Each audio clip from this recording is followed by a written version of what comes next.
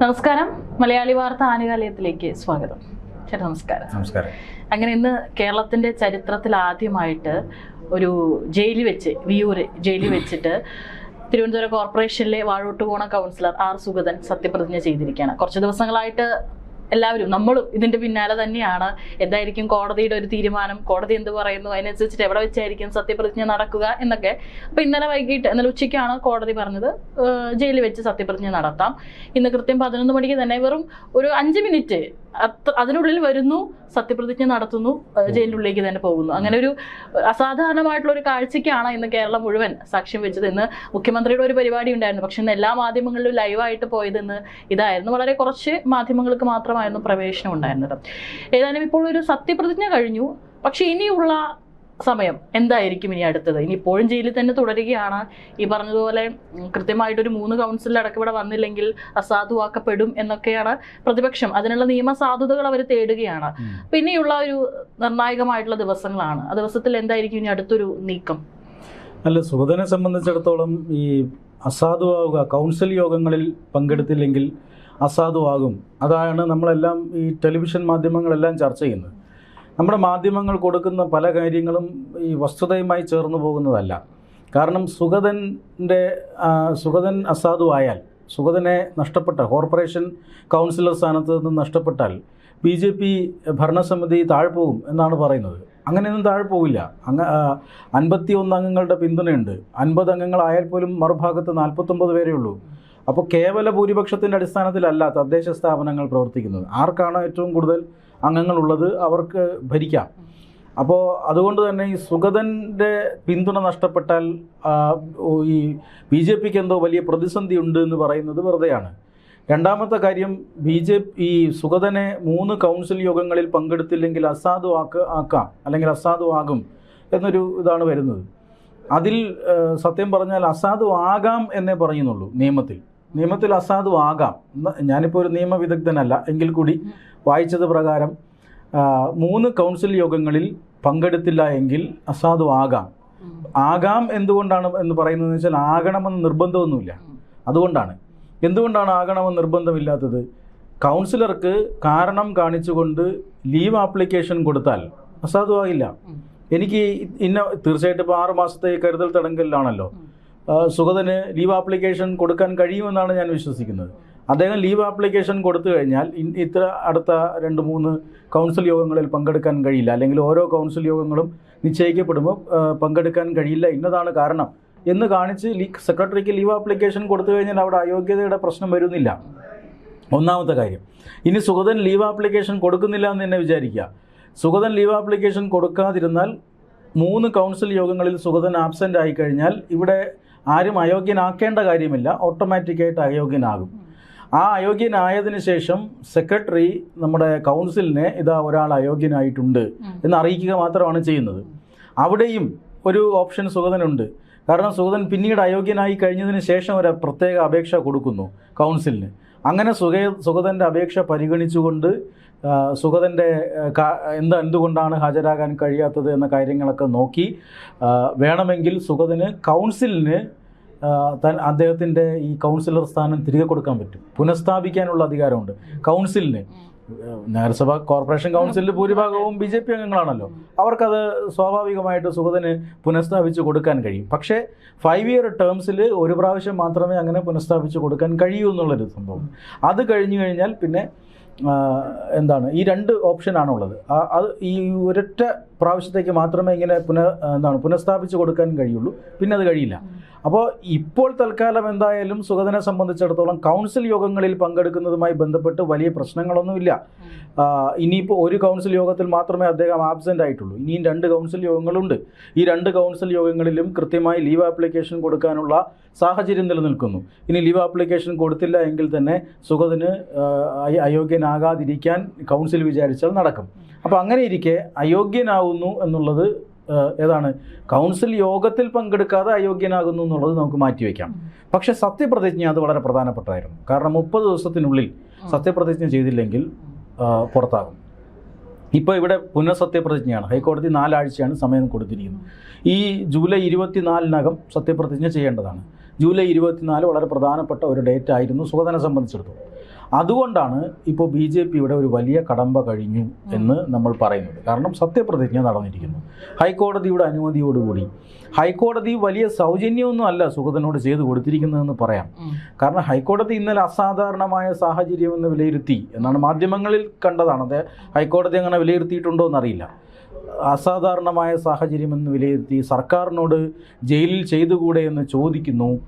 അപ്പോൾ അങ്ങനെയുള്ള ഒരു ഇതിൻ്റെ ഒന്നും ആവശ്യമില്ല. കാരണം അത്രമാത്രം കോംപ്ലിക്കേറ്റഡ് അല്ല കാര്യങ്ങൾ. കാരണം ഇതിന് മുന്നേയും നമ്മുടെ മുന്നിൽ ഉദാഹരണങ്ങളുണ്ട്.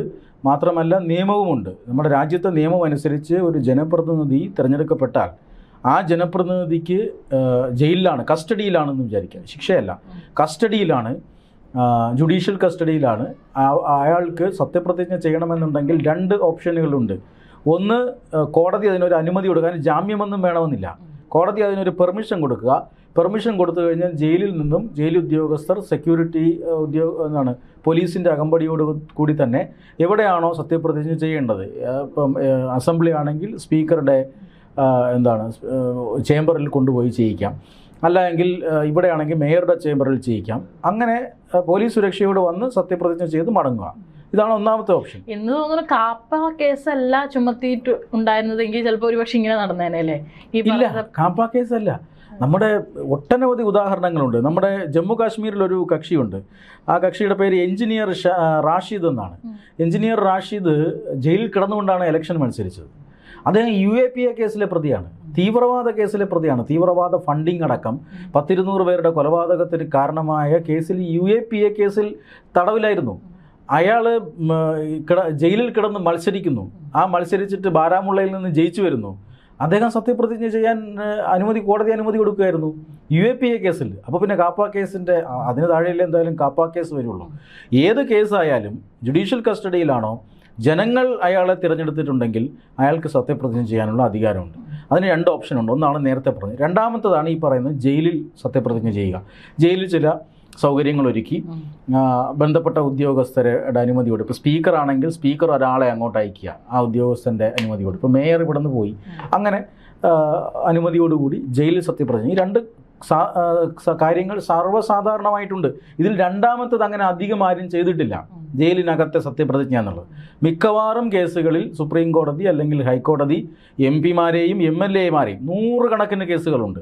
MP-മാരെയും MLA-മാരെയും എല്ലാം ഇത്തരത്തിൽ പോലീസിൻ്റെ സംരക്ഷണയിൽ അതാത് ബന്ധപ്പെട്ട അസംബ്ലിയിലോ ലോക്സഭയിലോ ഒക്കെ പോയി സത്യപ്രതിജ്ഞ ചെയ്തിട്ടുണ്ട്. നേരത്തെ പറഞ്ഞ എഞ്ചിനീയർ റാഷിദ് UAPA കേസിലെ പ്രതിയായിരുന്നു. മുക്താർ അൻസാരി MLA ആണ്. അദ്ദേഹം 60-ലധികം ക്രിമിനൽ കേസുകൾ അയാളുടെ പേരിലുണ്ട്. മുഹമ്മദ് ഷഹാബുദ്ദീൻ MP ആണ്. 40-ലധികം കേസുകളുണ്ട്, ക്രിമിനൽ കേസുകളുണ്ട്. പാർലമെൻറ്റിൽ പോയിട്ടാണ് സത്യപ്രതിജ്ഞ ചെയ്തത്. പിന്നീട് അദ്ദേഹത്തിന് 2017 ജീവപര്യന്തം ശിക്ഷ വരെ ലഭിച്ചു. പിന്നീട് പപ്പു യാദവ്, അതീഖ് അഹമ്മദിനെ നമുക്കറിയാം, കുപ്രസിദ്ധ ഗുണ്ടാ തലവനാണ്. അഫ്സൽ അൻസാരി, അമൃത്പാൽ സിംഗ്. ഈ അമൃത്പാൽ സിംഗ് ഖാലിസ്ഥാൻ തീവ്രവാദിയാണ്. ദേശീയ സുരക്ഷാ നിയമപ്രകാരമാണ്, UAPAയ്ക്കും മേലെ ദേശീയ സുരക്ഷാ നിയമപ്രകാരം ജയിലിൽ കഴിഞ്ഞിരുന്ന വ്യക്തിയാണ്. അയാളെ അവിടെ MP ആയി സത്യപ്രതിജ്ഞ ചെയ്യിച്ചു. 2024 ഈ കഴിഞ്ഞ ലോക്സഭാ തെരഞ്ഞെടുപ്പിലാണ് അമൃത്പാൽ സിംഗ് മത്സരിച്ച് ജയിക്കുന്നത്. അദ്ദേഹത്തെ സത്യപ്രതിജ്ഞ ചെയ്യിച്ചു. കൊടും ക്രിമിനലുകളും തീവ്രവാദികളും വിഘടനവാദികളും വരെ മത്സരിച്ച് ജയിച്ചു. ജനങ്ങൾ അദ്ദേഹത്തെ ജയിപ്പിച്ചു എന്നതിൻ്റെ പേരിൽ കോടതികൾ സത്യപ്രതിജ്ഞ ചെയ്യാൻ അനുവദിച്ചിട്ടുണ്ട്. അതുകൊണ്ട് സുഗതൻ്റെ സത്യപ്രതിജ്ഞ ഒരു അസാധാരണമായ സംഭവമോ നാണക്കേടുണ്ടാക്കുന്ന സംഭവമോ ഒന്നുമല്ല. ഇന്നലെ ശബരിനാഥൻ പറഞ്ഞ ആകെപ്പാടെ നാണക്കേടായെന്നാണ്. ഈ പറഞ്ഞ 100 കണക്കിന് ആളുകളുടെ ലിസ്റ്റ് എടുത്തു കഴിഞ്ഞാൽ ഇവരെല്ലാവരും കോൺഗ്രസ്സോ അല്ലെങ്കിൽ കോൺഗ്രസിൻ്റെ സഖ്യകക്ഷികളിലോ പെട്ട ആൾക്കാരാണ്. അപ്പോഴൊന്നും ഉണ്ടാകാത്ത നാണക്കേടാണ് ശബരിനാഥന് ഇന്നലെ ഉണ്ടായത്. അപ്പോൾ ഇതെന്തോ അസാധാരണ സാഹചര്യമാണെന്നും ഇത് ഇന്ത്യയിൽ നടക്കാത്തതാണെന്നും ഒക്കെയുള്ള ഒരു നറേറ്റീവ് ഇവിടെ സൃഷ്ടിക്കുകയാണ്. 19 കേസുകൾ സുഗതനെതിരെയുണ്ട്. ഭർത്താവിനെതിരെയുള്ള വൈരാഗ്യം, ഭാര്യയ്ക്ക് മേൽ തീർത്ത കേസ്, തലയ്ക്കടിച്ച് കൊന്ന കേസ്, കമ്പിപ്പാര കൊണ്ട് വെട്ടിയ കേസ്, ഇങ്ങനെയൊക്കെ നിരന്തരം TV ചാനലുകൾ, ചില ആങ്കർമാർക്ക് സുഗതനോട് എന്തോ വിരോധമുള്ളതുപോലെയാണ് സംസാരിക്കുന്നത്. അപ്പോൾ അങ്ങനെ ഇത് വലിയൊരു കേസാണ്. ആ കേസിൻ്റെ പൊതുപ്രവർത്തകൻ എന്ന നിലയിലുള്ള കേസല്ല. മാത്രമല്ല ഇത് അസാധാരണമായി ജയിലിൽ പോയി സത്യപ്രതിജ്ഞ, ഒരു മേയറെ വലിച്ചിഴച്ച് ജയിലിൽ കൊണ്ടുപോയിരിക്കുന്നു. ഇങ്ങനെയുള്ള വാദങ്ങൾക്കൊന്നും അടിസ്ഥാനമില്ല. കാരണം രാജ്യത്തെ നിയമമാണത്. രാജ്യത്തെ നിയമം പറയുന്നുണ്ട് ഏതെങ്കിലും ഒരു ജനപ്രതിനിധിക്ക് സത്യപ്രതിജ്ഞ ചെയ്യാൻ കഴിയാതെ വന്നാൽ ജുഡീഷ്യൽ കസ്റ്റഡിയിലാണെങ്കിൽ ഈ 2 കാര്യങ്ങളുണ്ട്, അത് 2 എണ്ണം ഇതാണ് എന്ന് കൃത്യമായി നിയമത്തിൽ പറയുന്നുണ്ട്. അതിലൊന്നാണ് സ്വാഭാവികമായും ഒരു ചിന്തയ്ക്കും ഇടകൊടുക്കാതെ ഹൈക്കോടതിക്ക് പോലീസ് സംരക്ഷണയിൽ അദ്ദേഹത്തെ തിരുവനന്തപുരത്ത് കൊണ്ടുവന്ന് സത്യപ്രതിജ്ഞ ചെയ്യിക്കാമായിരുന്നു. പക്ഷേ തിരുവനന്തപുരത്തേക്ക് കയറാനുള്ളൊരു വിലക്കൊക്കെ ഉള്ളത് കൊണ്ടാകാം സത്യപ്രതിജ്ഞ രണ്ടാമത്തെ ഓപ്ഷൻ ഹൈക്കോടതി തിരഞ്ഞെടുത്തത്. അതുകൊണ്ട് ഇതൊരു സ്വാഭാവികമായ നടപടിയാണ്, അസാധാരണമായ സംഭവമൊന്നുമല്ല. കേരളത്തിൽ പക്ഷേ ആദ്യമായിട്ടായിരിക്കും നടക്കുന്നത്. ഇത്തരം കാര്യങ്ങൾ നടക്കണമല്ലോ. ഇനിയിപ്പോൾ ആദ്യമായിട്ട് ഇങ്ങനെ സത്യപ്രതിജ്ഞ ചെയ്ത ഒരു വ്യക്തി എന്ന പട്ടം സുഗതനിരിക്കട്ടെ, അല്ലാതെ എന്ത് പറയാൻ പറ്റും? അതല്ല, അതിനപ്പുറത്തേക്ക് അസാധാരണ സാഹചര്യമൊന്നുമില്ല. നേരത്തെ സൂചിപ്പിച്ചതുപോലെ ഇനിയിപ്പോൾ കൗൺസിൽ യോഗങ്ങളിൽ പങ്കെടുത്തില്ലെങ്കിൽ സുഗതൻ്റെ കാര്യം തീർന്നു എന്ന് ആരും വിചാരിക്കേണ്ട. ഇനി സുഗതൻ്റെ രാഷ്ട്രീയമായ വസ്തുത പരിശോധിച്ച് പറയുകയാണ്, അല്ലാതെ ആരുടെയെങ്കിലും നമ്മൾ പിന്താങ്ങുന്നതല്ല. ഇനി ഈ പറയുന്ന ആൾക്കാരൊക്കെ പറയുന്ന പോലെ സുഗതൻ അയോഗ്യനായത് എന്ന് തന്നെ വെക്കുക, ഒരു ഇതുമില്ലാതെ സുഗതൻ അയോഗ്യനായിപ്പോയി. അങ്ങനെയെങ്കിൽ BJPയുടെ ഭരണം എങ്ങനെ താഴെ വീഴുമെന്ന് പറയാൻ പറ്റുക? വാഴോട്ടുകോണത്ത് തിരഞ്ഞെടുപ്പ് നടക്കില്ലേ? ആ തെരഞ്ഞെടുപ്പിൽ BJP വിജയിക്കില്ല എന്നാരാണ് പറയുന്നത്? തീർച്ചയായിട്ടും വാഴോട്ടുകോണം കമ്മ്യൂണിസ്റ്റ് പാർട്ടിയുടെ കോട്ടയായ ഒരു വാർഡാണ്.